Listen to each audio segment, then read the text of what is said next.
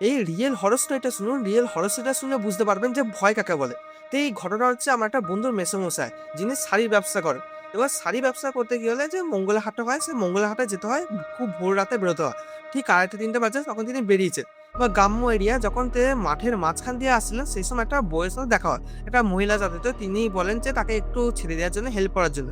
তখন তিনি বলেন যে মানে মেসোমশাই বলেন যে, "আমার তো সাইকেলে কেরিয়ার নেই, তো তাকে নিয়ে যাবেন কি করে স্টেশনে?" তখন বলে, "ঠিক আছে, আপনার সাথে, সাথে আমি হেঁটে, হেঁটে যাচ্ছি, কোনো অসুবিধা নেই। আপনি আমার সাথে, সাথে আসুন।" তখন তিনি ধীরে, ধীরে এগিয়ে যায়, কিন্তু মেসোমশাই বুঝতে পারে যে কিছু একটা ব্যাপার আছে। কারণ সে মুখে ঘোমটা দিয়ে আছে, কথাগুলো ঠিক হালকা অস্পষ্ট, অস্পষ্ট করছে, এরকম টাইপের। যেতে, যেতে এগোচ্ছিল এবং সেই সময় যে মহিলাটা বলে যে, "আপনি কিছুটা এগোতে পারেন। আমি আপনার সাথে, সাথে আছি।" তখন ঠিক আছে, মেসোমশাই বলে, "ঠিক আছে, পাক্কা?" তখন মেসোমশাই সাইকেলে চালিয়ে এগিয়ে চলে আসে।